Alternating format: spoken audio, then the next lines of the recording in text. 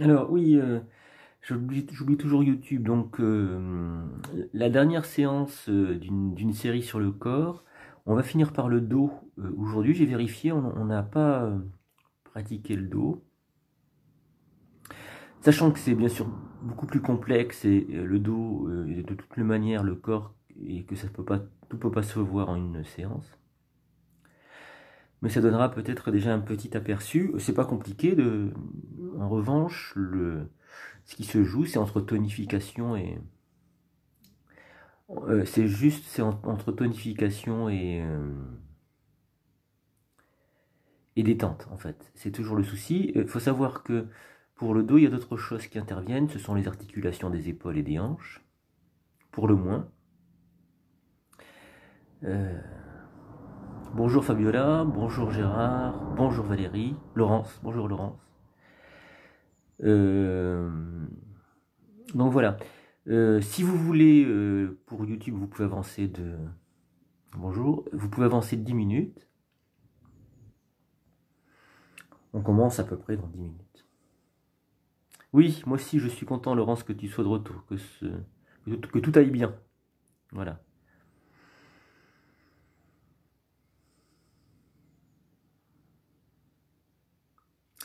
Moi, j'attends un petit peu, puis après je referai des annonces, de toute façon que je vais refaire par écrit pour que ça soit bien clair pour tout le monde.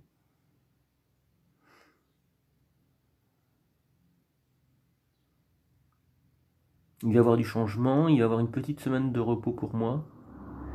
Une semaine de repos bien méritée. Le corps en a besoin, l'intérieur aussi. J'ai besoin de décanter. C'était intense ces 8 semaines. Presque 9 puisque demain il y a la pratique énergétique et ce sera la 9e et j'ai commencé le vendredi qui a précédé. Donc ça fait à peu près 8 semaines et demie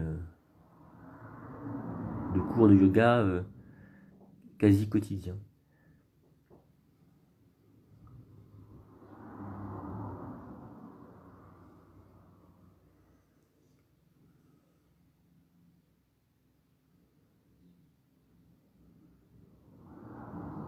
Bonjour Claire.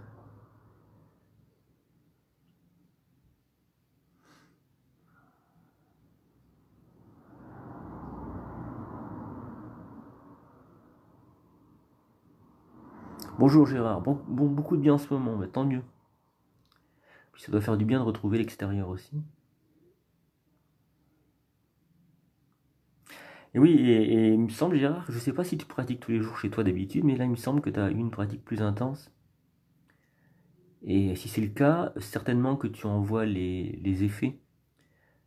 C'est vraiment différent de pratiquer très régulièrement.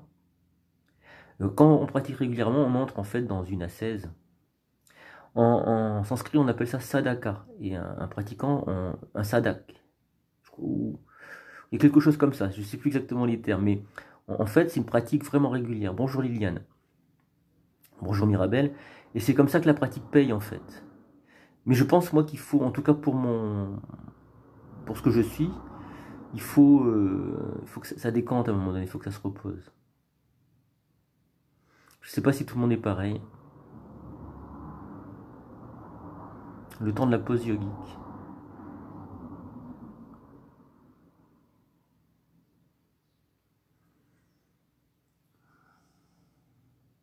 Les choses qu'on va voir aujourd'hui, on les a vues, revues et revues, sauf peut-être deux petites pratiques en mouvement qui sont intéressantes. Non, une à une qui est en mouvement, pas l'autre. Que j'avais introduit il y a peu de temps. Bonjour Véronique. Que j'avais introduit il y a peu de temps dans une séance de yoga. Voilà, bon, mais je vous dis pour la suite. Donc, la semaine prochaine, il n'y aura pas de cours de yoga. Je vais l'écrire sur Facebook pour que ça soit lisible par tout le monde. Et puis, quand je reprendrai le mardi suivant. Donc, je vais vous mettre les dates précisément. Et je reprendrai sur un rythme de 3 séances par semaine. Le mardi, le jeudi et le samedi. Mardi, jeudi et samedi. Et il se pourrait bien que les séances, je les fasse plus le matin, mais le soir, Pour une raison qui est toute simple, c'est que j'habite au bord de la route et le trafic a repris et ça fait énormément de bruit. Tout à fait, Gérard. Et donc du coup, oui, et donc du coup, il se pourrait bien que j'enregistre les vidéos le soir, mais vous pourrez vous en ressaisir dès le lendemain matin, ou pratiquer dès le soir avec moi. À vous de voir, je donne des cours aussi le soir, donc à vous de voir ce qui vous ira. Parce que sur la levée de la Loire où j'habite, le soir c'est très calme. Il n'y a quasiment plus de voitures qui passent, il y a pas de camions, et donc du coup on retrouve tout le calme, tout le silence inhérent à cet endroit du monde, au bord de la Loire, voilà. Donc pour moi ce serait plus confortable d'enregistrer avec moins de bruit, pour se retrouver plus au centre, voilà. Pour une raison qui est toute simple, c'est pas tant que le bruit me dérange, mais alors ça va vous paraître peut-être un peu too much cette affaire, mais c'est l'intention des gens qui passent qui me dérange. Quand il y a un camion qui passe à plus de 90 km/h sur une route à 70, je me doute bien que le gars qui est au volant, il est dans l'urgence et il veut rattraper un temps perdu, et c'est pas du tout mon état d'esprit. Et je me sens en déphasage par rapport à ce que j'entends à l'extérieur, ce que j'accepte. Hein. Plutôt mieux le soir, dit Mirabelle. Bon, il y a une partisane. Bonjour Béatrice. Voilà, bon, mais je n'ai pas encore pensé à l'horaire, je vous redirai ça. Voilà. Moi j'aime bien quand il y a du changement en fonction des choses qui se passent à l'extérieur. On essaie d'être au plus juste. J'attends encore un tout petit peu et puis je vais commencer. Alors, on commencera un petit peu plus tôt que d'habitude, mais toujours en retard bien entendu.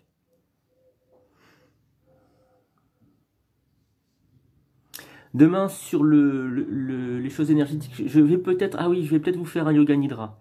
J'ai retrouvé un yoga nidra du même Satyananda. Mais lui qui écrit directement dans son ouvrage dédié à la Kundalini, au travail énergétique. Ça aurait été aussi un beau voyage, qui n'est pas fini d'ailleurs, je vais voir comment ça se poursuivra. Et les samedis, oui, alors je finis là-dessus, les samedis seront toujours organisés de la même manière, avec une séance classique, dont tout le monde pourra se saisir, et puis on finira par, grosso modo, 3/4 d'heure, une demi-heure de pratique énergétique. J'espère que ça aussi, ceux qui sont saisis ont pu, comment dire, se déployer dans la pratique énergétique. C'est vraiment très intéressant. J'encourage ceux qui n'ont pas utilisé les séances énergétiques d'aller simplement y voir, même sans pratiquer, pour avoir un premier aperçu peut-être, qui les incitera peut-être un jour, leur donnera envie de pratiquer, d'entrer dans la pratique énergétique, qui est vraiment la suite on dit asana, la posture, pranayama, la maîtrise de l'énergie, je pourrais dire la conduite de l'énergie, l'écoute de l'énergie. Voilà, c'est vraiment une étape du Hatha Yoga. Et bien on y va, allez c'est parti.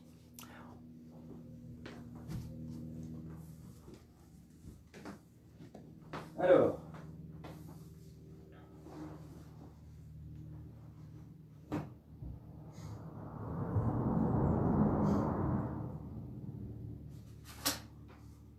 donc aujourd'hui, c'est à propos du dos. Eh bien écoutez, on va commencer par s'étirer.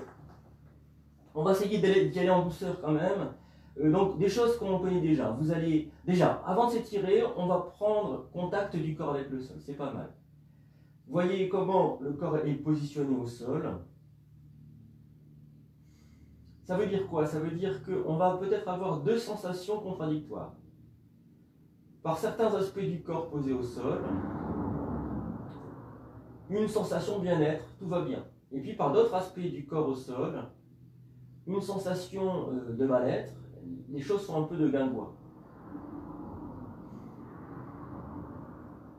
Essayez de voir et d'intégrer les deux choses. Sans jugement.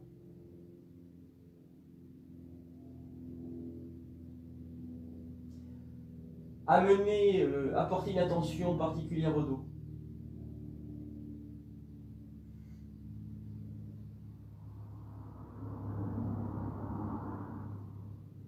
Et puis on va produire l'étirement. Alors vous allez serrer les jambes, tirer sur les orteils, attraper un pouce l'un dans l'autre. Inspire, vous envoyez les bras au-delà de la tête. Expire, vous tirez sur les mains, vous poussez sur les talons. Vous grandissez le dos. Inspiration dans l'immobilité, expiration, vous tirez un peu plus.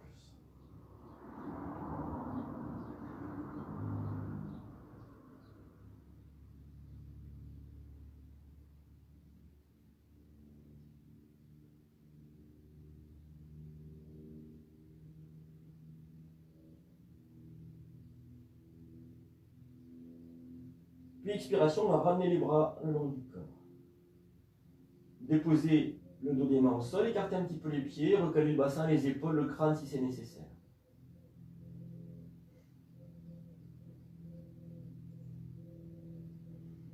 Voyez l'état du corps au sol.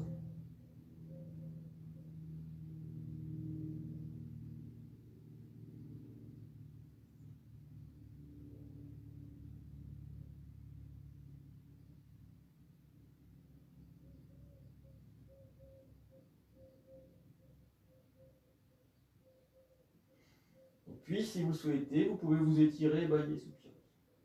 Alors, on va reprendre une pratique de torsion qu'on avait déjà faite. Je dois préciser que cette pratique-là, je ne l'ai pas prise ni dans les livres, ni en cours de professeur de yoga. Elle est venue avec le souffle, en fait. En écoutant le souffle dans le corps, je me suis rendu compte que les différentes positions des bras, elles permettent une disposition du souffle qui est différente dans le corps. C'est vraiment très intéressant pour détendre complètement le dos. Alors, je vous montre rapidement pour vous expliquer. On va partir avec les bras proches du corps, et puis on va commencer les traditionnels balais d'essuie-glace pour préparer le corps. Puis, c'est là que ça devient intéressant, on va s'installer dans la posture. On va respirer ici quelques temps. Et là, ça respire assez bas, ça respire par là. Alors, un coup à droite, un coup à gauche. Là, il n'y a que les jambes qui bougent. Et puis après, je monterai juste les bras qui bougent d'un cran. Et les bras, ils vont monter, les mains seront à hauteur du nombril, sur la ligne du nombril. Et là, la respiration remonte d'un cran dans le dos. Elle est au niveau des lombaires. Bon. Un coup à gauche, un coup à droite. Un coup, je bouge les jambes, un coup, je bouge les bras. Ok. Maintenant, les bras en croix. Je respirerai, ça va remonter jusqu'aux épaules, un coup à droite, un coup à gauche. Et si c'est possible pour mes épaules, je mets les bras en U, ils forment une espèce de U, c'est-à-dire épaules décontractées au-dessus du crâne. Et là, vous allez voir que ça va venir respirer dans les cervicales. C'est assez extraordinaire ce qu'on va faire. Alors, on part avec les mains assez proches du corps, un petit peu éloignées pour pas que les genoux tombent dessus quand je les balancerai. Prenez conscience du souffle. Moi, il me paraît assez bas. Il me paraît ce souffle s'installer dans le petit bassin, c'est-à-dire en direction du périnée.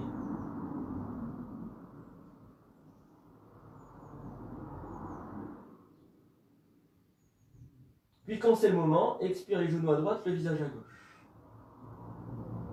Inspire, je remonte, genoux, visage de face, pour redescendre de l'autre côté.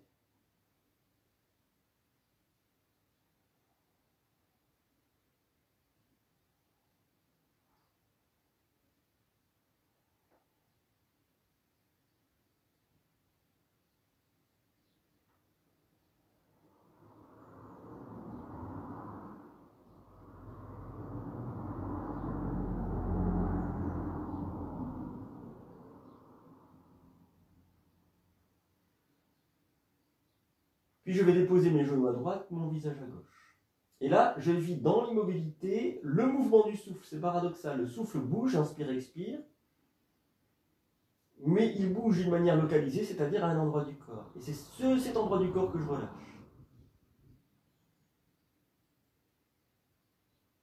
Essayez de percevoir, donc ça agit, le souffle agit là maintenant, soit au niveau de la hanche, soit au niveau du sacro-iliaque.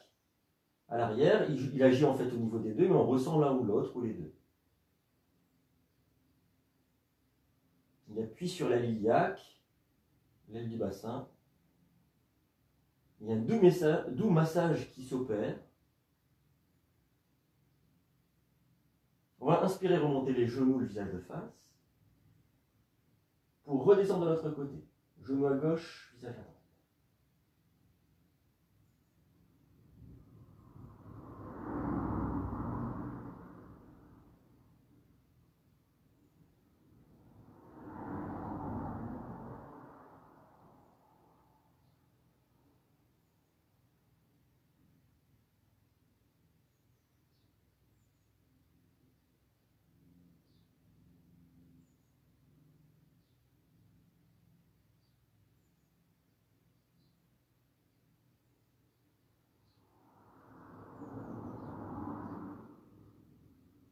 Je vais monter simplement les bras d'un cran, donc les mains sur cette ligne qui passe par le nombril. Voyez si le souffle suit le mouvement. Est-ce qu'il remonte dans le dos?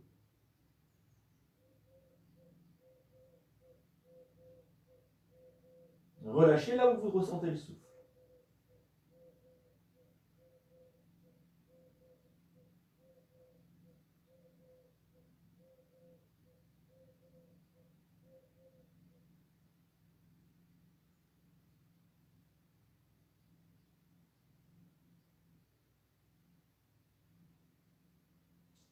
Je remonte sur une inspiration, visage de face. Pour redescendre de l'autre côté, genou à droite, visage à gauche. Et là, j'écoute le souffle maintenant dans le dos à gauche.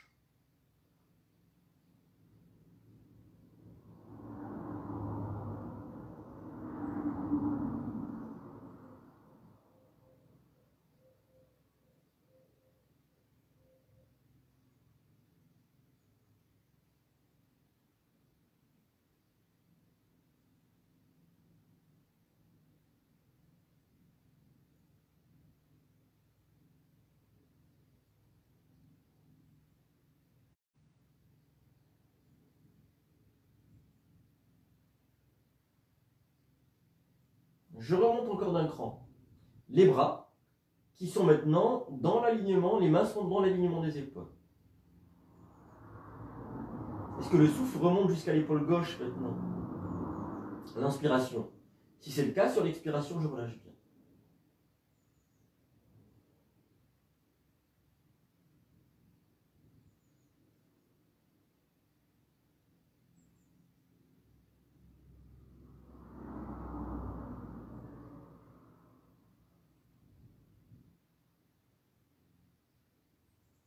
Je vais remonter sur une inspiration, genou, visage de face. Pour redescendre de l'autre côté. Genou à gauche, visage à droite.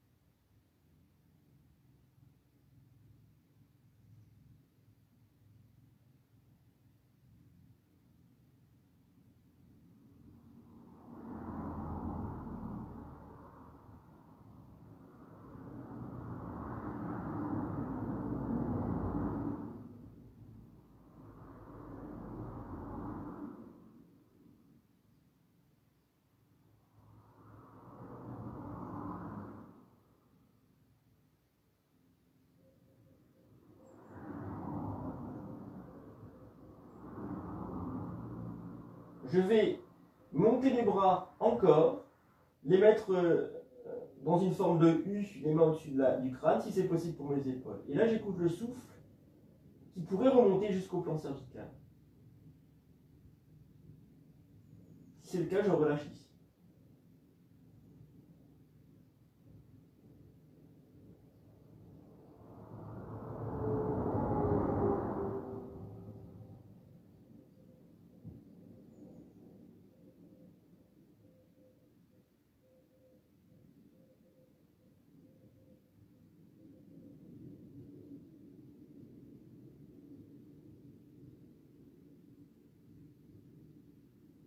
Inspiration, je vais remonter, genou, visage de face.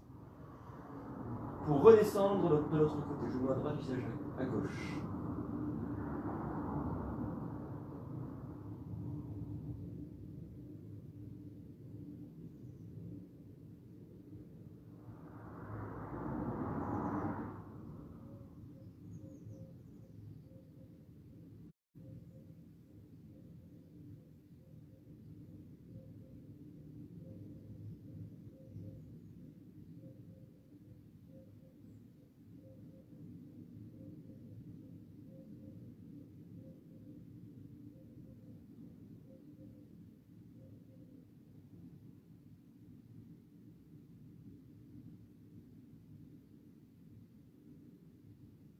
On remonte sur une inspiration, genou, visage de face.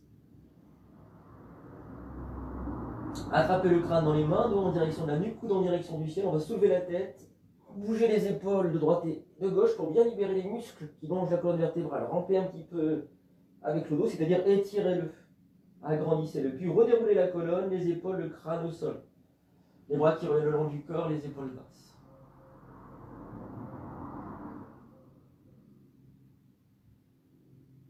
Observez comment le dos se pose au sol. Observez la détente.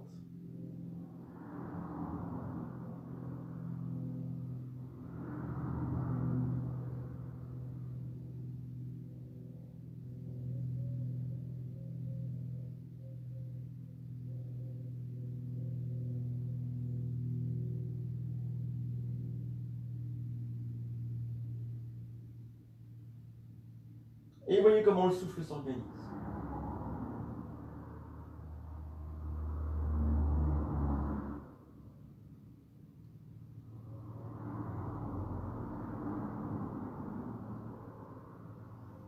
Si vous le souhaitez, vous allez pouvoir vous étirer, bâiller, souffler.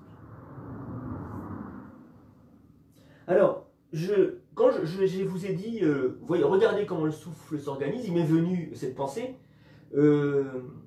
Elle est très simple, mais elle est à étudier et à utiliser à mon avis. C'est que quand on regarde le souffle dans le corps et qu'on le laisse agir, alors on retire le mental.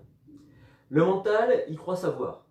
Il est bien pour organiser, il est très fort pour observer. C'est une merveille le mental. C'est comme un appareil photographique, c'est tout ce qu'on regarde devant ses yeux, ou tout ce qu'on enregistre dans les oreilles, on reçoit toutes les choses. Alors on les interprète toujours, mais on est vraiment, c'est vraiment très très fort de ce point de vue-là le mental. Le problème c'est quand il se met à devenir autoritaire, tout puissant on dit. Donc quand il devient tout puissant, il crée des maux, il crée des dommages à la fois mental, à lui-même et puis au corps. Donc le remède pour ça, c'est d'écouter le souffle. Le souffle, il sait vraiment où il faut aller. Et en plus, il est soignant, le souffle. Il va pousser, il va rencontrer les endroits qui sont bloqués dans le corps, qui sont aussi des endroits psychiques, mentaux, dans le corps. Et il va créer une douce pression. Et si on écoute, si on accompagne cette pression, on libère. C'est vraiment très important. Voilà. On continue, je vous montre la pratique suivante. Ce que je voulais vous dire aussi, c'est que la santé du dos, elle dépend de plusieurs choses. Alors il y a la détente dorsale, il y a la tonification dorsale, on va voir ça. Il y a aussi le mouvement de la colonne vertébrale vers l'avant, vers l'arrière, les torsions sur les côtés, puis les étirements des flancs. Voilà, la colonne vertébrale dans un sens dans l'autre, en torsion, et puis en avant et en arrière. Et là, c'est là où je voulais en venir. La bonne santé du dos, elle dépend aussi de la détente articulaire, voilà, des 4 articulations qui encadrent le dos. Ça, on le verra beaucoup moins dans la séance, mais quand même, on va essayer de libérer les hanches et les épaules pour installer quelque chose qui soit, imaginons les 4 articulations, quand on est au sol, comme 4 piliers, et 4 pieds de chaise, par exemple, et qui doivent être posés également. Vous ne devez pas en avoir un plus grand que l'autre, voilà. Alors, la posture est très simple, hein. On sera allongé, on ramènera le pied gauche puis le pied droit. Je vous montre d'abord pour vous expliquer une chose. Puis je mettrai la main gauche dans le creux du coude droit, le pied gauche étant vers le périnée, on égalise les choses, et puis la main droite sur le coude. Et j'envoie les 2 bras au-delà de la tête. Alors, ce que je vais vous expliquer, c'est s'il y a un souci d'épaule. Donc tout le monde ne pourra peut-être pas faire ça. Si vous ne pouvez pas faire ça, vous allez laisser les bras écartés comme vous voulez, comme vous pouvez, ce sera peut-être encore plus bas, à vous de voir, et vous allez simplement plier un petit peu le bras gauche pour retrouver cette logique et cette sensation, hein, puisque je pratique les deux, je perçois bien, c'est la même sensation en fait, en moins intense. Alors, retrouvez-vous sur le dos, ramenez le talon gauche vers le périnée, puis le talon droit. Sachez qu'on pratiquera de l'autre côté tout à l'heure. La main gauche, si c'est possible pour vous, vous la mettez dans le creux du coude droit et la main droite sur le coude droit. Et puis vous envoyez le tout au-delà de la tête. Laissez les bras bien sûr écartés, comme je l'ai expliqué si c'est douloureux. Posture de détente, essayez de relâcher le corps au sol, le dos au sol.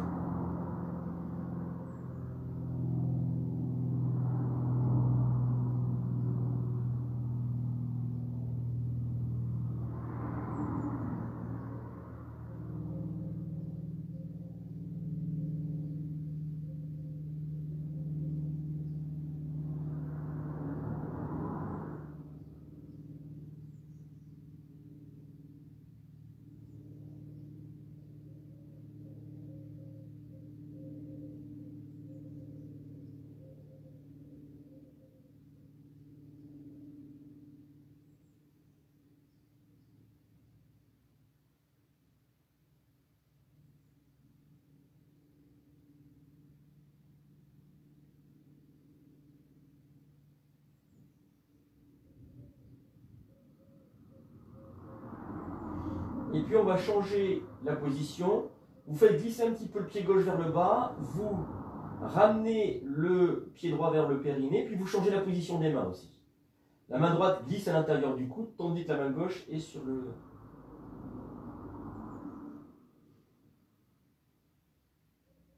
Essayez de bien détendre le dos, de laisser peser le corps au sol.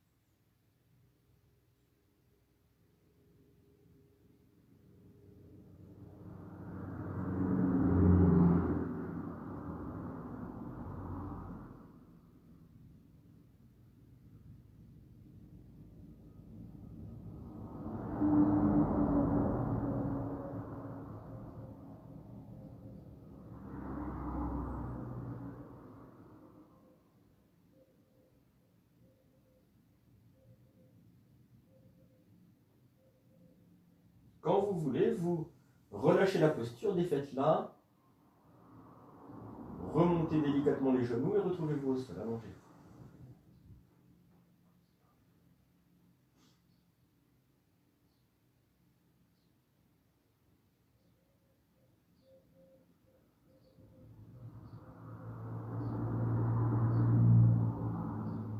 Voyez maintenant comment les 4 articulations se posent au sol et comment elles créent des points d'appui pour laisser un plus grand déploiement du dos.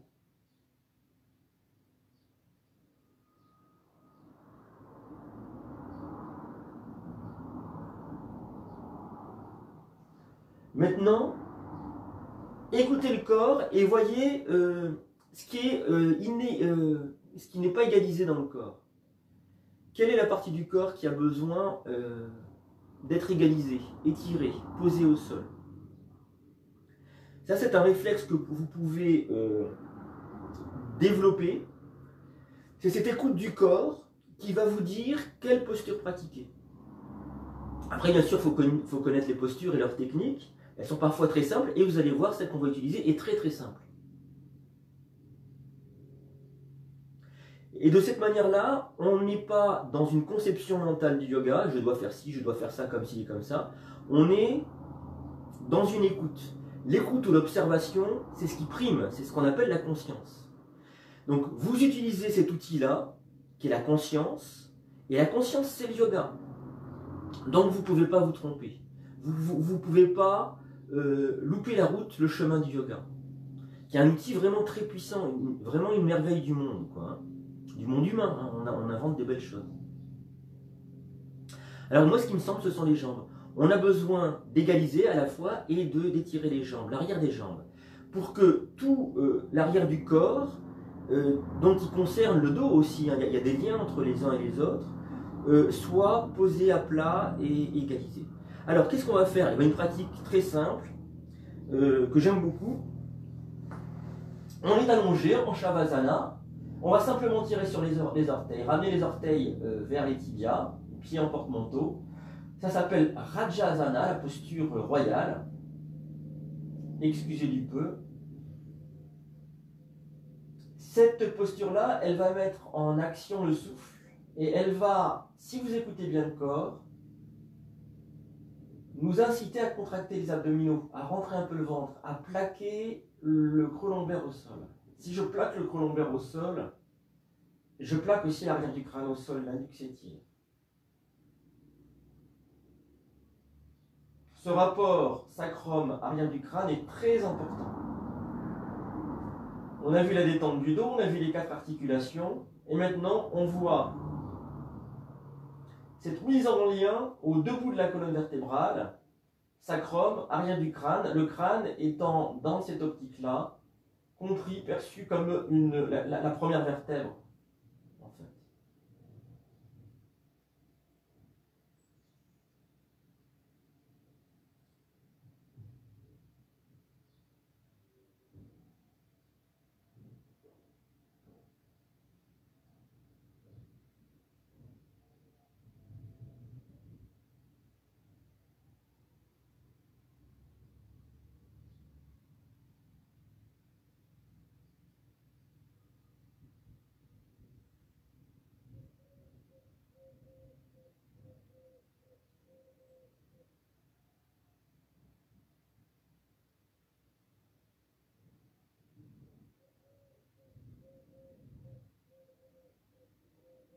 puis relâchez les pieds.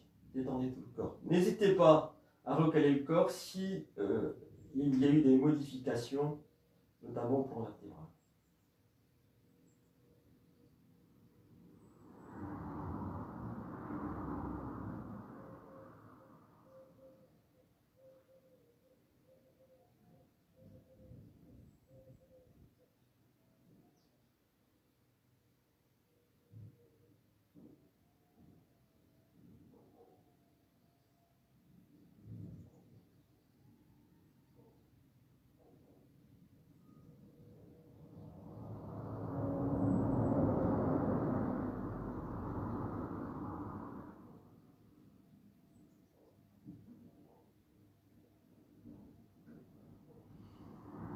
Et puis, si vous souhaitez, vous allez pouvoir vous étirer, bailler.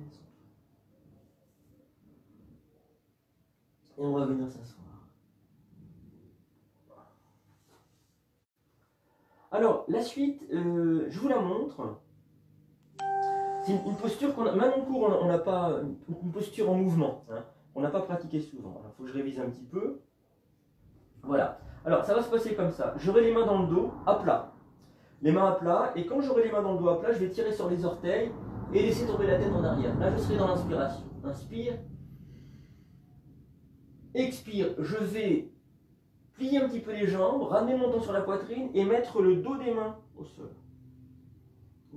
Ça, c'est pour une histoire d'épaule. J'explique, j'inspire, je tire sur les orteils, les mains à plat. Là, les épaules s'ouvrent quand les mains sont à plat. Et quand je vais expirer, je mets les mains sur le dos et là, les épaules s'enroulent. Et ça produit un mouvement de la colonne vertébrale. On y va ensemble si vous voulez bien. Alors, on est jambes allongées, les mains à plat pour l'instant. Prenez le temps de l'installation de la posture, c'est-à-dire le temps que l'image du corps s'inscrive dans le cerveau. Quand tout est calé, je vais inspirer, tirer sur les orteils, envoyer la tête en arrière. Expire. Je plie un petit peu les jambes. Je retourne les mains, le haut des mains. Montons sur la poitrine. Inspire, je tire sur les orteils. Main. Continuez comme ça, en douceur.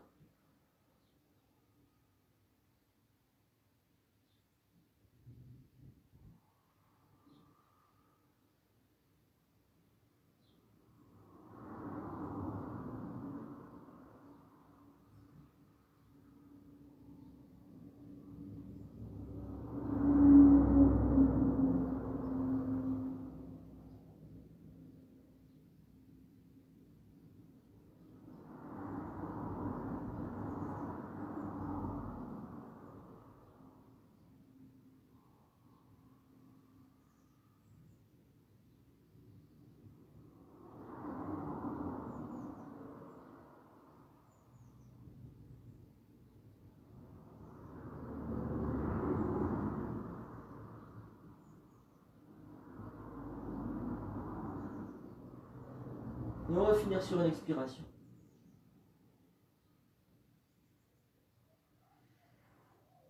On peut ramener le dos des mains sur les genoux et se mettre à l'écoute du ressenti, des effets de la pratique.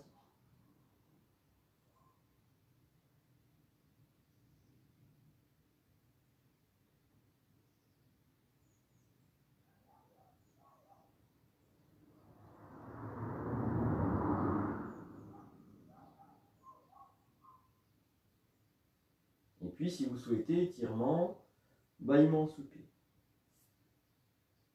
Alors, la pratique suivante, vous allez voir, vous allez ramener un petit peu les plantes de pied vers vous, plier un petit peu les jambes, mais pas complètement, pas complètement, à mi-chemin. Et puis, vous laissez tomber les genoux sur les côtés. Vous allez fermer les poings et vous allez poser les phalanges à l'arrière du crâne et les épaules les plus ouvertes possibles. Et là, vous laissez agir le souffle. Vous allez sentir des inspirations très fortes dans le haut du dos qui vont peut-être vous permettre d'ouvrir les coudes, donc les épaules.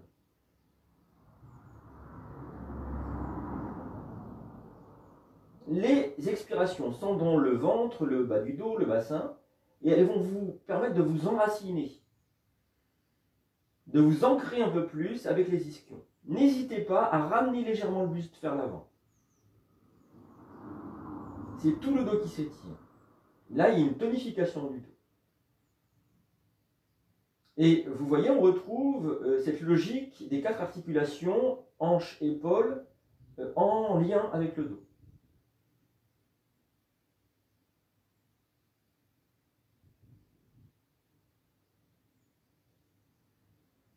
Et on relâche. Revenez au sol.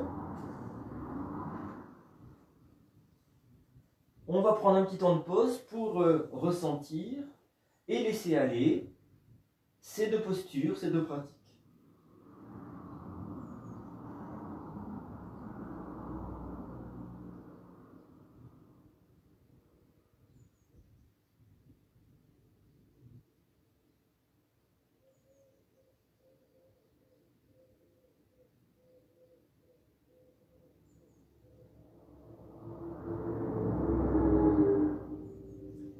Ce qui m'intéresse dans cette statique du dos, dans ce redressement du dos, cet étirement, c'est l'os sacré, le sacrum, posé au sol. Est-ce qu'il est bien posé à plat?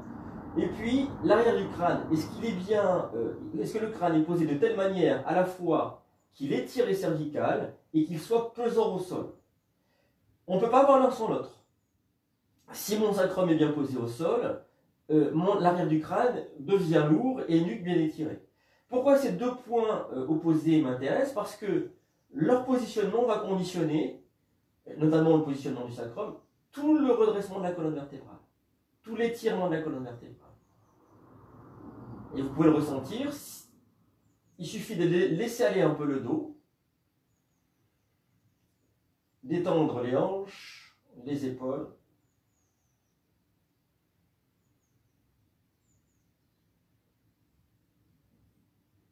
pour avoir ce contact de tout le dos avec le sol. Alors, tout le dos en contact avec le sol, peut-être pas. Ce que vous allez faire, si vous voulez bien, c'est passer les doigts, peut-être la main dans le creux lombaire. Est-ce que ça passe ou pas? Est-ce que vous êtes encore cambré ou pas?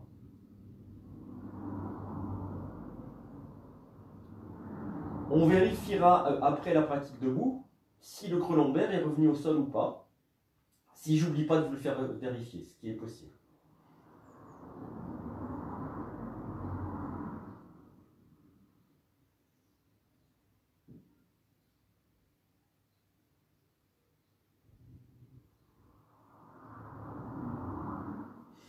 Si vous le souhaitez, vous allez pouvoir vous étirer, bâiller, soupirer.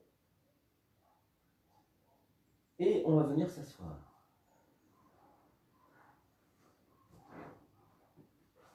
Alors, à genoux, si vous voulez bien, on va reprendre les histoires de demi-lune. J'essaye de varier un petit peu, de trouver des variantes. Je n'ai pas bien suffisamment réfléchi ce matin. Mais c'est pas grave, on va reprendre celle-là. Alors, les genoux sont écartés et les pieds à l'arrière se rejoignent, sont en contact. Ça forme comme une espèce de triangle. Voilà. Et puis on va monter le bras droit. Je recule un petit peu pour être en entier si possible. Voilà. On monte le bras droit et on va attraper le flanc droit avec la main gauche. On va regarder à gauche. Expire, on bascule.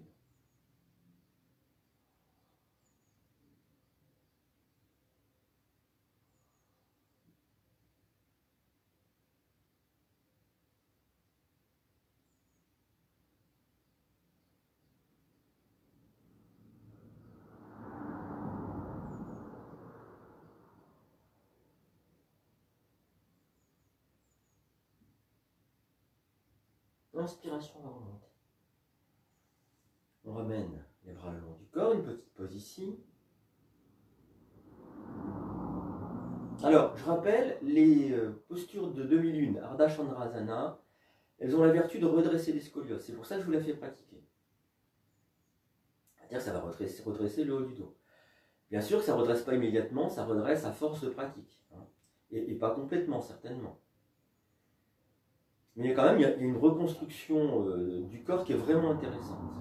Alors, petite parenthèse, si vous avez un enfant, ça arrive à l'adolescence, parfois les scolioses, qui commence à faire, un petit enfant qui commence à faire une scoliose, incitez-le à pratiquer quelques postures qui permettent de rentrer dans la demi-lune. Pourquoi je dis quelques postures avant? Parce que la posture de demi-lune, c'est ce qui va être le plus difficile pour cet enfant, puisque c'est là où il y a une gêne. Donc il faut amener 2-3 postures de tonification du dos, de détente du dos, donc les torsions, des choses comme ça, pour lui faire toucher un petit peu du doigt les postures de demi-lune. Et puis progressivement,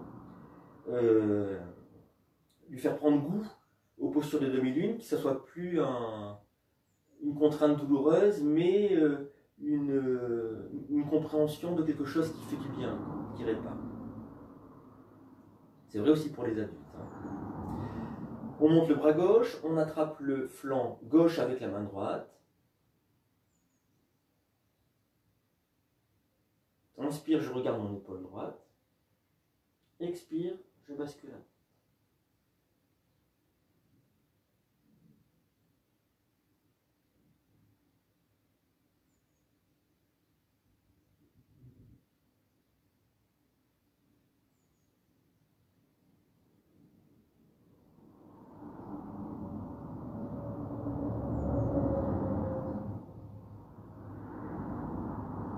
Inspiration jolie.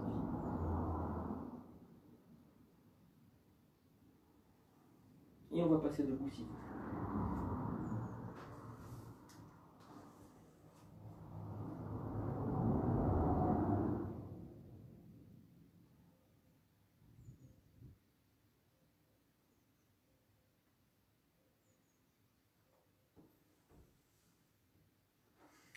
Alors, les bras le long du corps, les paumes de main ouvertes. On fait une petite pause yogique qui va nous permettre de faire la transition.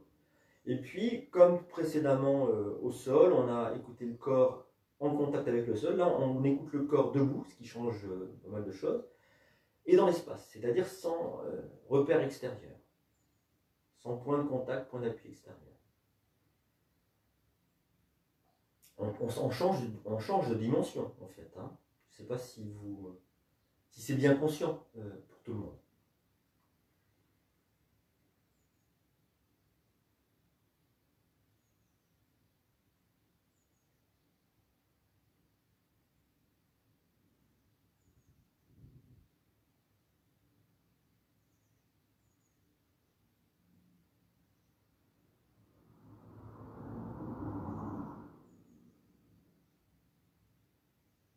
Voilà. Vous pouvez toujours revenir à l'écoute du souffle dans la posture pour voir comment ça s'organise. C'est le souffle qui va vraiment vous enseigner. C'est votre voix intérieure, en fait, le souffle. Hein. Si vous le souhaitez, vous allez pouvoir vous étirer, bailler, soupirer. Et on va reprendre cette posture de fente qui va étirer le psoas iliaque. On l'a pratiqué durant les 45 séances 2-3 fois, je crois. Alors, psoas iliaque, je rappelle, le psoas il est à peu près ici, au niveau des lombaires. Il s'accroche sur 3 lombaires au moins. Les lombaires étant imposantes, ça prend beaucoup de place. Puis l'iliaque qui tapisse l'aile iliaque. Les deux se rejoignent et vont s'accrocher sur le fémur, un peu sous la hanche, ou à côté de la hanche. Peut-être sous la hanche. Et du coup, ça va agir sur le bassin, sur la position du bassin. Quand les psoas iliaques sont étirés, ils doivent certainement partir en arrière. Donc, faire que l'on cambre. Quand ils sont étirés, le bassin peut se repositionner. Donc c'est ça qu'on va faire. Et tout à l'heure, il faudra que je me rappelle de vous dire qu'il faut repasser la main. On sera réallongé au sol pour voir si ça a fonctionné, si ça a étiré. Alors, je vous montre quand même, pour pas qu'il y ait d'erreurs techniques, parce qu'il y a beaucoup de choses à coordonner. Je pars avec le genou droit à l'aplomb de la cheville droite, le talon gauche est décollé à l'arrière, je ne sais pas si vous voyez bien, et mon pied gauche est dans l'axe du pied droit. Les deux pieds sont dans le même axe. C'est une posture d'équilibre. Hein. La main droite sur la cuisse droite, ça c'est un fait commun, on fait toujours ça, un fait ordinaire. Puis j'inspire ici. Il faut que le buste reste droit. Expire, j'avance le genou. Buste droit, genou avancé. Et puis jambes tendues à l'arrière. Ça c'est important, c'est elle qui étire le psoas iliaque. Voilà, et on va rentrer dans la posture comme ça. Alors si vous voulez, on s'installe ensemble. Le pied droit en avant, le genou droit à l'aplomb de la cheville droite. Le pied gauche à l'arrière, la jambe est tendue. Je tends au niveau de l'arrière du genou, le talon gauche décollé. Les deux pieds dans le même axe. Main droite, main gauche. Sur le haut de la cuisse, ça aide à redresser le buste. J'inspire ici. Expire, j'avance. Inspire dans l'immobilité, ou plutôt dans le redressement du buste. Expire, j'avance encore. Poussez bien le genou du arrière.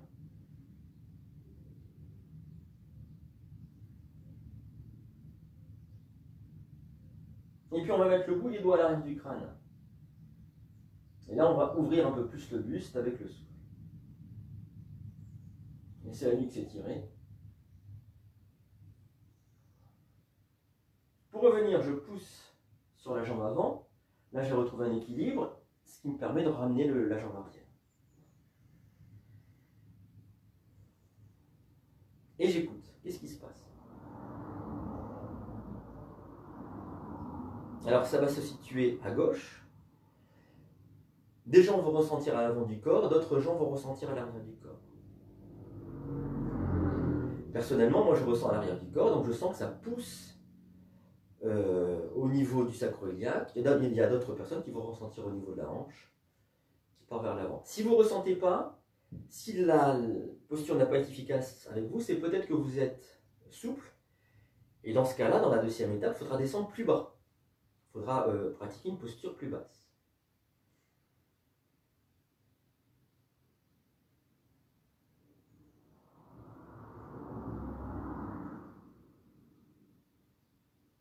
On peut comparer gauche-droite.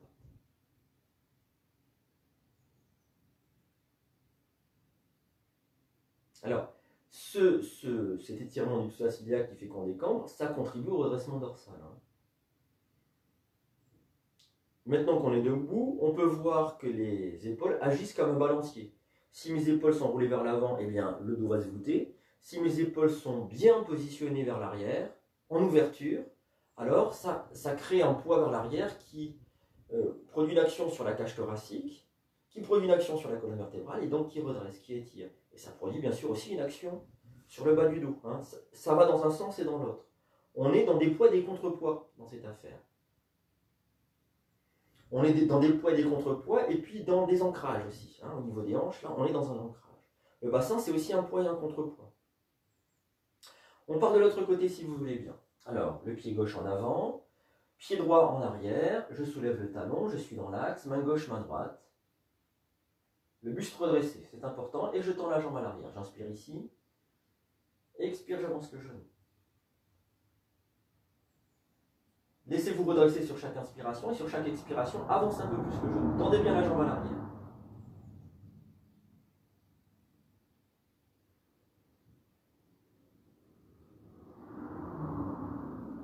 Puis le bout des doigts à l'arrière du crâne, ouvrez bien les épaules.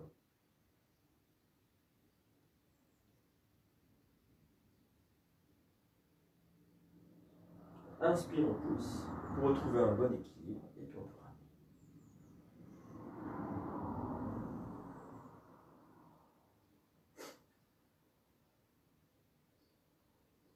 Alors, un petit détail, dans cette posture-là, quand on avance le genou, on l'avance de plus en plus loin et au-delà des orteils. Alors, ça devient dangereux pour le genou. Il faut bien que la jambe reste dans l'axe. Il ne faut pas que le genou vrille. Pour ne pas abîmer le genou. Ça, c'est le mauvais côté. Mais le bon côté, c'est que ça va tonifier les muscles là qui sont très proches du genou. Donc, ça consolide aussi le genou. Et bien sûr, si on a des problèmes de genou, il va falloir équilibrer la pratique. C'est-à-dire la faire justement par rapport à ce qui est possible pour soi.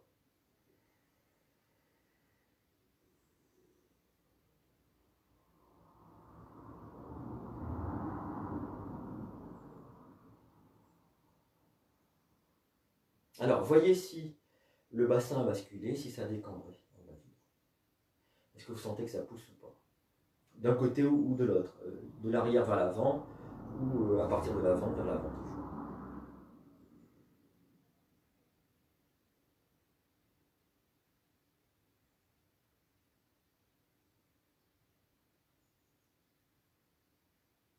Alors prenez conscience du bassin, on va l'utiliser pour étirer ce dos dans une posture qui est toute simple. Peut-être qu'après la posture, ayant libéré les muscles donc sacro-iliaques d'un côté et de l'autre, on va ressentir comme une légèreté du bassin, une capacité à bouger dans un sens ou dans l'autre. Voyez si vous avez un peu libéré le bassin en fait.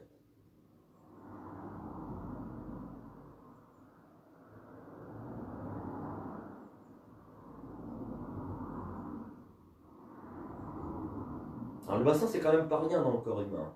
Je ne saurais pas trop en parler sincèrement, mais j'ai l'intuition que c'est quelque chose de vraiment important dans nos fondations, dans notre potentiel à développer, à faire grandir. Alors, on va y aller ensemble, si vous voulez bien. Posture très simple aussi, bien que. Alors, ce qu'on va faire, c'est qu'on entrecroisera les doigts avec les index qui pointent. Vous n'êtes pas obligé de faire ça. Ça, c'est ma façon de faire en tant que pratiquant de yoga, donc que j'enseigne, mais ce n'est pas une vérité absolue. Vous pouvez aussi mettre les mains à plat, l'une contre l'autre. Voilà. Ou fermer les poings, si vous préférez. Moi, cette pratique-là, elle m'intéresse parce qu'à la fois, elle est solide, je m'accroche là, hein, c'est un accrochage.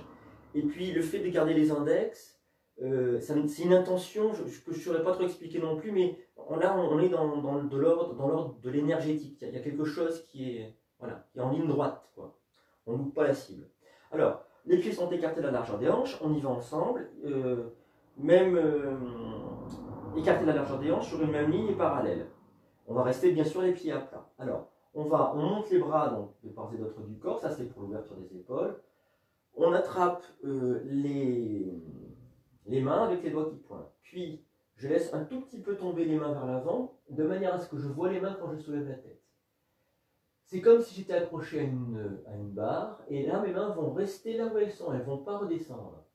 Je vais plier les genoux, enrouler le bas du dos, et je vais commencer à étirer. Alors, ce qu'il faut essayer de faire, c'est prendre conscience de la lourdeur du bassin. Inspire.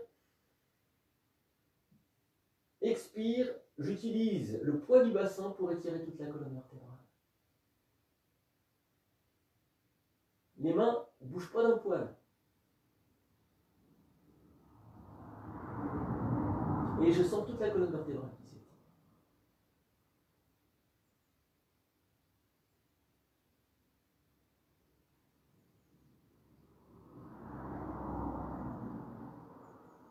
Jusqu'à la nuque.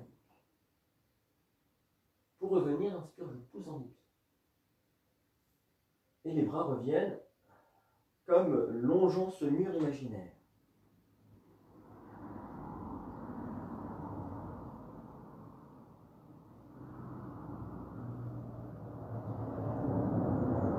Souvenez-vous, une séance de yoga, c'est un peu comme faire des gammes.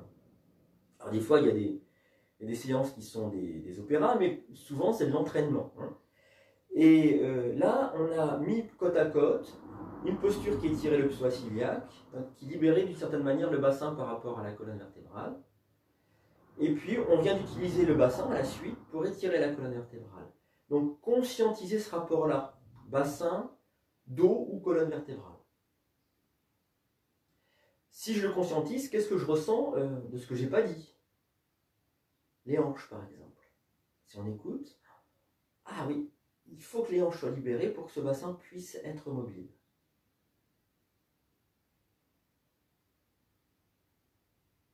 Et c'est là qu'on voit le rapport entre les hanches et les épaules. Un des rapports, il y en a plusieurs. Hein. Les épaules s'ouvrent un peu plus.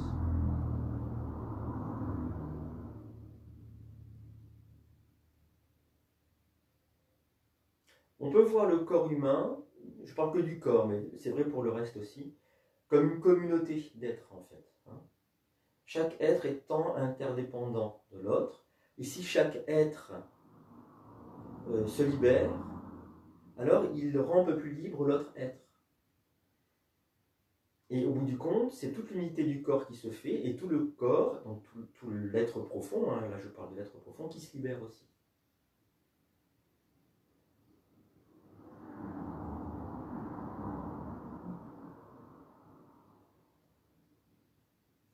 on va pouvoir s'étirer, balayer, soupirer. Alors, eh bien, il ne nous reste plus beaucoup de temps. On va pratiquer 2 salutations au soleil, puis après j'essaierai de mettre une posture d'équilibre. Alors, vous venez sur l'avant du tapis, les pieds sont serrés l'un contre l'autre, ou du moins parallèles.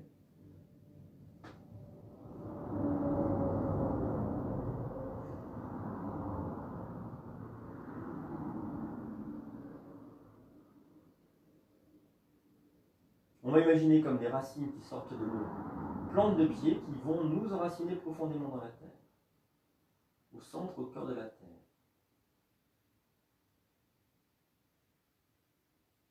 Puis, je remonte à l'arrière des genoux, je déverrouille l'arrière des genoux, je relâche les tensions. Et quand vous relâchez les tensions, donc basculement, le poids à un moment donné sur les talons, il faut basculer le bassin, décambrer. Et à ce moment-là, rendez-vous compte, est-ce que le mouvement pour décambrer, pour la rétroversion, est-il important ou est-ce qu'il est tout petit? Si le mouvement de la rétroversion est tout petit, c'est que le bassin est déjà bien rétroversé. Et ça, c'est la posture notamment d'étirement du psoas-iliaque qui le permet. Mais pas que. Hein. Mais essentiellement, c'est ça. Qu'est-ce qui se passe à ce moment-là si je laisse faire? Alors là, c'est vraiment important. C'est le jeu qui peut s'exercer dans la dualité entre le corps et le mental. À un moment donné, il n'y a plus de dualité. Mais pendant un long temps, il y a une dualité. Il y a le mental qui réprime le corps. Mais ça, c'est le produit de toute notre éducation, de notre culture. Alors, le mental, est-ce qu'il empêche le dos de se redresser ou pas? En fait, c'est tout simple.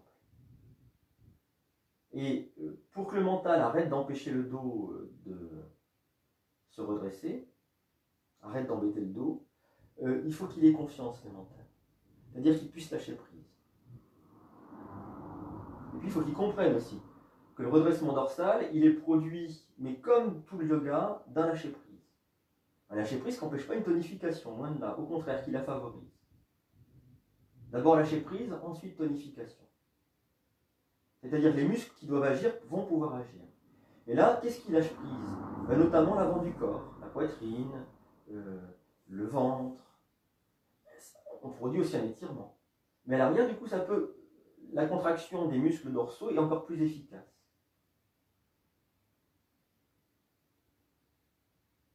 Et puis à ce moment-là, il y a le souffle qui intervient et ça devient extraordinaire. Ce que je suis en train de décrire, c'est une assise en fait. Même si on n'est pas assis, c'est une assise dans le sens d'une méditation. Quand toutes les parties se mettent ensemble, qu'on écoute ces parties se mettre ensemble et qu'on arrive dans un centre. On est axé. On va amener les mains au niveau du lieu du cœur, milieu poitrine. Ce petit geste-là, il redresse un peu plus le haut du dos. Si on laisse faire de la même manière. Hein. J'inspire ici. Expiration, les coudes se rapprochent. Inspiration, les bras montent. Expire, flexion vers l'avant. Alors tendez bien le dos, cambrez un petit peu, tendez les bras. Mon pied droit loin derrière. Inspire, les bras au ciel. Les mains au sol. Pied gauche à hauteur du droit. La montagne dans l'expiration, genou au sol, inspire. Expire, on s'étire en chat. On aurait pu pratiquer ça aussi, c'est très intéressant pour le dos, l'étirement en chat. Inspiration, le cobra, serre les fesses pour protéger le bas du dos. Je retourne les orteils, expiration, la montagne. Mon pied gauche entre mes deux mains, inspire. Main au sol, pied droit à hauteur du gauche, front en direction des genoux. Serrez le ventre, inspire. Expire.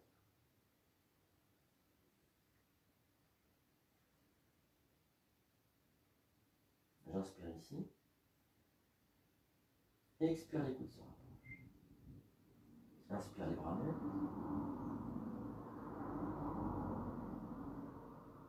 Expire, flexion vers l'avant, je me plains. Mon pied gauche, moins derrière. Main au sol. Pied droit autour du gauche, la montagne dans l'expiration. Genou au sol, inspire ici. Expire, je m'étire mon chat. Inspiration cobra.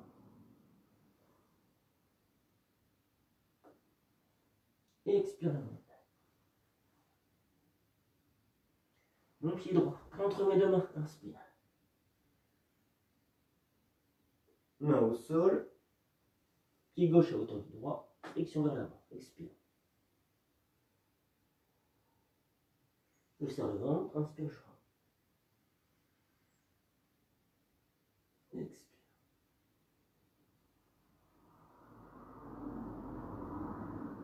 Et je relâche tout.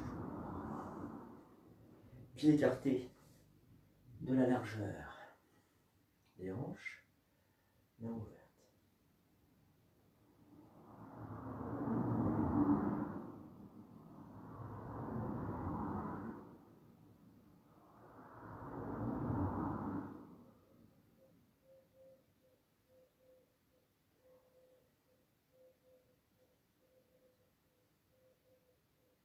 Voyez comment vous vous ressentez.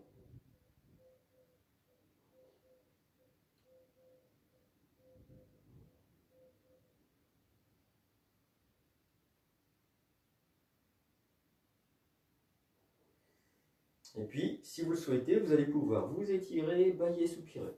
Et on va venir au sol. Alors, soit genoux si vous êtes bien. Si vous n'avez pas de problème de genoux, en Vajrasana. Soit les jambes assis sur les fesses, assis sur le sol, les fesses au sol, les jambes allongées devant vous, ça va revenir à peu près au même. Alors, j'aime bien cette torsion-là, bien qu'elle me crée des difficultés, mais ça n'empêche pas parce que ça libère. Je l'aime bien pourquoi? Parce qu'elle met en lien dans le dos, sacro-iliaque, donc dans le très bas du dos, avec l'épaule, au niveau de l'omoplate, qui a une action sur l'épaule. Voilà. Donc c'est sur l'épaule, on va dire sur l'épaule. Et on sent bien dans... Est-ce que c'est la gouttière? Je crois pas, c'est plutôt ce qu'on appelle les extenseurs du rachis. Vous savez, le petit bourrelet, il y a la gouttière près de la colonne vertébrale, et puis si on touche, il y a un petit bourrelet musculaire. C'est le filet mignon en boucherie. Je vous dis ça parce qu'on en a une bonne représentation. On voit que c'est quelque chose de long et de rond. Donc c'est ces muscles-là. Et le sacro-iliaque, il est mis en lien de sens et en lien de sensation avec l'épaule par ce biais-là. Donc ça concerne vraiment le dos. Et là, on retrouve l'histoire des articulations du bassin, hanches et... Alors, quand je parle des hanches, je parle rarement du sacro-iliaque, c'est vraiment ces quatre-là qui... Mais le sacro-iliaque, bien sûr, qu'il a une importance aussi. Moi, je pense qu'il fait la transmission. La hanche à l'avant, le sacro-iliaque à l'arrière. Il y a une transmission qui se fait. Bien que ce ne soit pas tout à fait les mêmes articulations. Donc on y va. Donc jambes allongées ou à genoux. Le dos de la main gauche contre la cuisse droite, le côté de la cuisse droite. La main droite comme si vous teniez un bol qu'on va renverser et qu'on va poser au sol, à l'arrière. Visage de face, pour l'instant. Cette étape-là nous permet de prendre conscience de la posture du corps. C'est pour ça qu'il faut que le visage soit de face, parce que si je regarde vers l'arrière, je suis déjà dans une tension. Alors, je le suis un petit peu avec les épaules. Hein. J'inspire ici. Conscience du bas du dos, et sur l'expiration, je vais pousser sur le dos de la main gauche, chanter le bas du dos qui se met en torsion. Inspire, je déplace un petit peu la main dans le dos si c'est possible. Puis les épaules. Inspire ici. Expiration troisième, je regarde par-dessus mon épaule.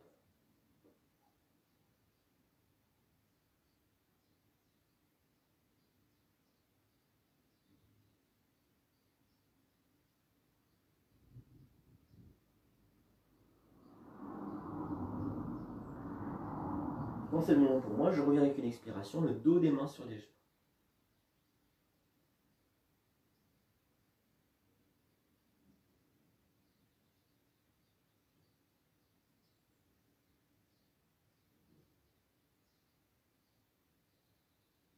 Voyez le dos à gauche, voyez le souffle dans les narines. Par quelle narine vous respirez? Le dos à gauche, vous pouvez le comparer avec le dos à droite.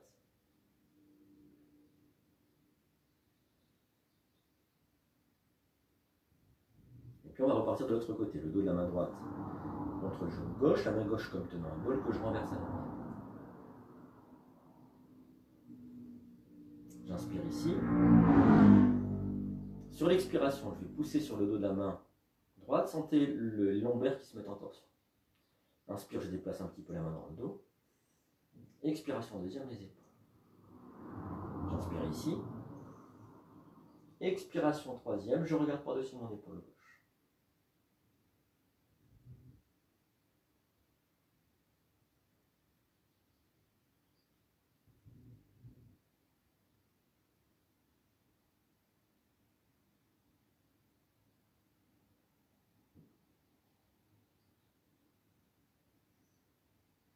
Et je reviens avec une expiration, le dos des mains sur les... Là, je peux pousser le haut du crâne vers le ciel et sentir que ça étire les cervicales et les dorsales, les thoraciques, pour de... Maintenant, écoute du dos à droite.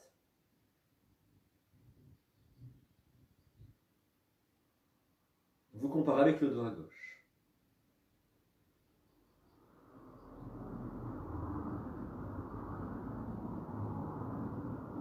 Et puis écoute du souffle dans les narines. Il peut y avoir quelques instants une petite prédominance de la narine droite, et puis après les choses s'équilibrent. On respire à égalité dans les deux narines.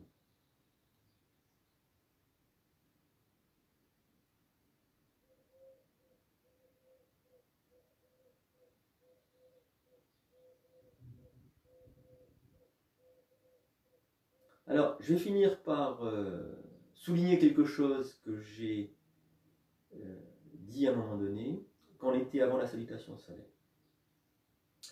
On a parlé d'un tas de choses pour le dos. Il y a une chose que j'ai dite, qui est importante aussi, et qu'on vit dans l'installation de la salutation au soleil. C'est le relâchement de la poitrine, l'étirement du ventre. Donc il y a une certaine tonification du ventre dans le redressement dorsal, ça compte aussi, la tonification du ventre, mais une tonification qui va dans le sens d'un étirement. À la fois ça se contracte et ça s'étire. Et ce relâchement-là, il permet le redressement dorsal. Si je suis contracté, imaginons que j'ai fait 150 pompes, plus 90 abdominaux, je vais être contracté à l'avant et tout le dos va partir vers l'avant. Il va suivre les muscles antagonistes. Les muscles, on appelle les muscles dans le dos à ce moment-là, dans cette logique musculaire, agonistes. C'est ceux qui doivent travailler. Et donc il faut que les muscles antagonistes soient en capacité de lâcher prise. Lâcher prise, c'est pas simplement de la détente, ça peut être de la détente, et on voit avec les abdominaux, ça peut être une détente étirement, ça peut être un étirement tonification. Un étirement tonification. Et cette détente-là, ce lâcher prise, on va le mettre sous ce registre-là, il permet à la tonification des muscles agonistes, ceux qui sont dans le dos, d'être plus efficace. Et là, on a réduit une dualité. On n'est plus en opposition, avec des muscles qui tirent vers l'avant et puis des muscles qui tirent vers l'arrière. Non, il faut bien qu'il y ait quelque chose qui lâche pour que l'autre chose s'exprime. Voilà. Et ça, c'est un équilibre. C'est une dualité qui se réduit, puisqu'il y a quelque chose qui lâche, et l'autre peut s'exprimer, et du coup, les choses sont en harmonie.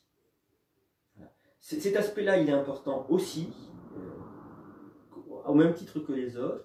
C'est peut-être la dernière étape dans une certaine progression du yoga. On se rend compte à un moment donné qu'il faut lâcher prise, qu'il y a quelque chose qui lâche prise, et qu'il y a un redressement vertébral, dorsal qui peut s'effectuer. Et alors à ce moment-là, c'est un grand confort.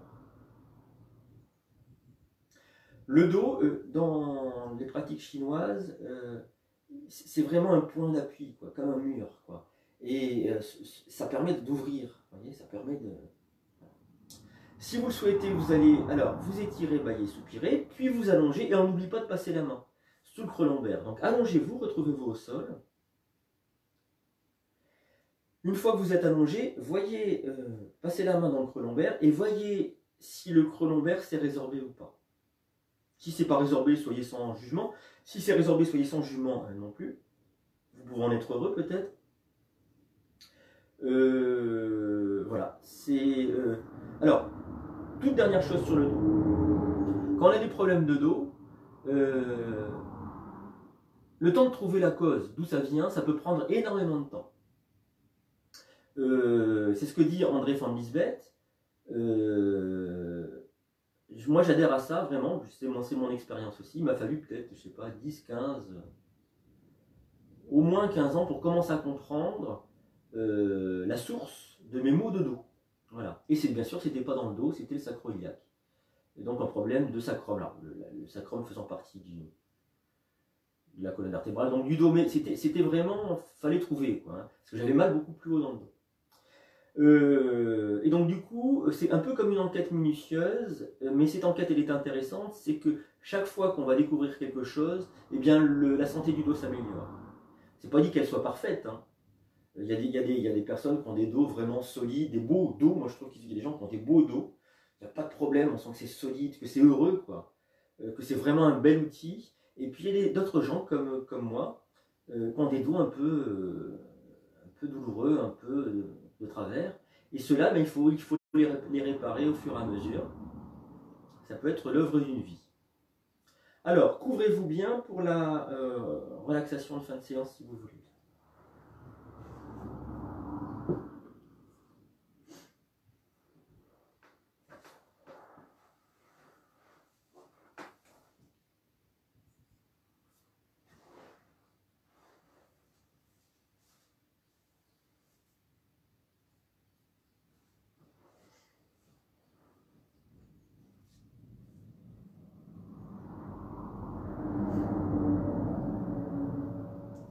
Alors les bras sont le long du corps, les épaules basses, les paumes des mains tournées vers le ciel.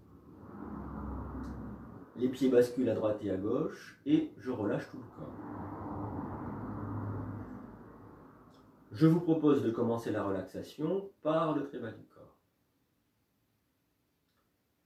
Je relâche les orteils, je détends les coups de pied. Je relâche les plantes de pied.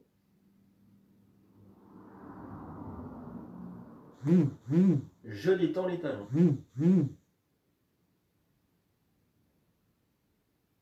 Je relâche les chevilles.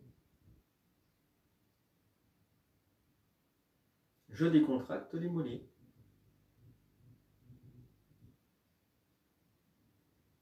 Je déverrouille l'arrière des genoux. Je relâche les gros muscles des cuisses. Je détends tout le bassin.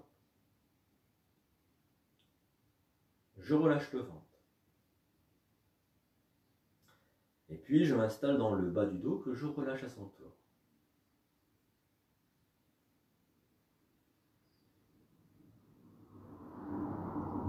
Je remonte par devant, je laisse la poitrine s'ouvrir au niveau du lieu du cœur, milieu poitrine. Et maintenant, je m'installe dans le haut du dos, que je relâche à son tour. Je le laisse se répandre au sol, se fondre avec le sol. Je détends la gorge.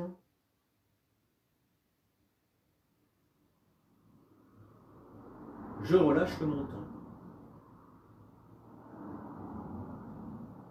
De la pointe du menton jusqu'aux oreilles, je relâche la mâchoire inférieure.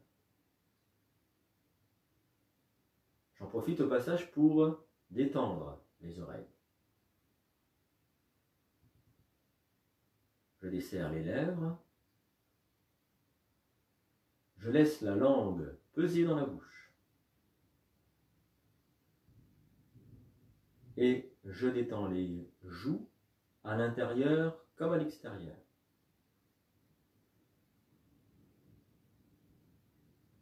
Je défroisse les ailes du nez.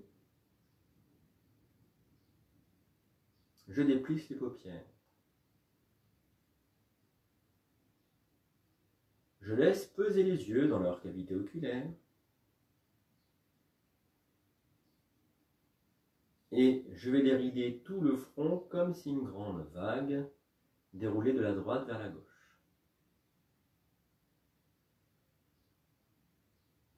Je relâche tout le cuir chevelu. Je détends la nuque.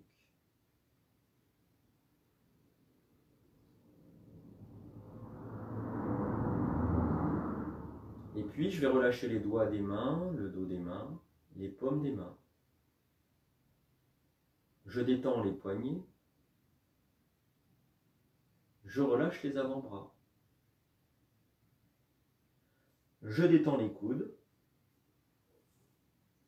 Je relâche les bras. Et enfin, je détends les épaules.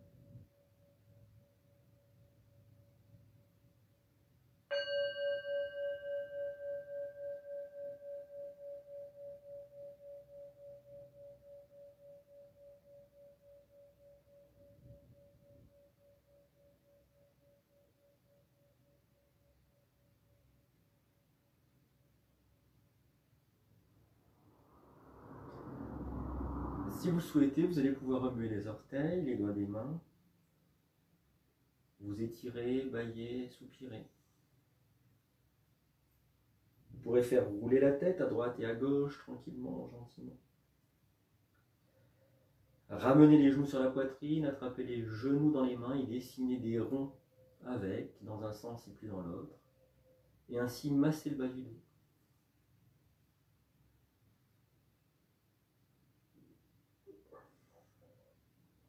Et puis si vous le souhaitez, vous pourrez vous mettre en chien de fusil sur le côté.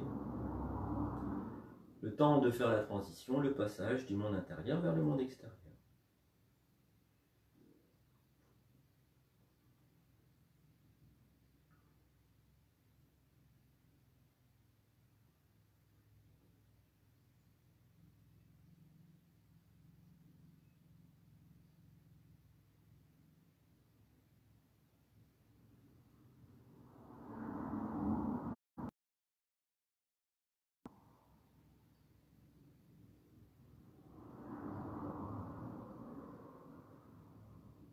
Eh bien, je vous remercie, je vous souhaite une très bonne journée. Le soleil est au rendez-vous, ça va peut-être nous réchauffer un petit peu.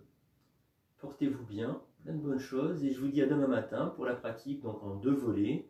Pratique posturale en première instance, dont tout le monde pourra se saisir, et puis ensuite relaxation, donc on va jusqu'au bout de la séance, et si vous voulez,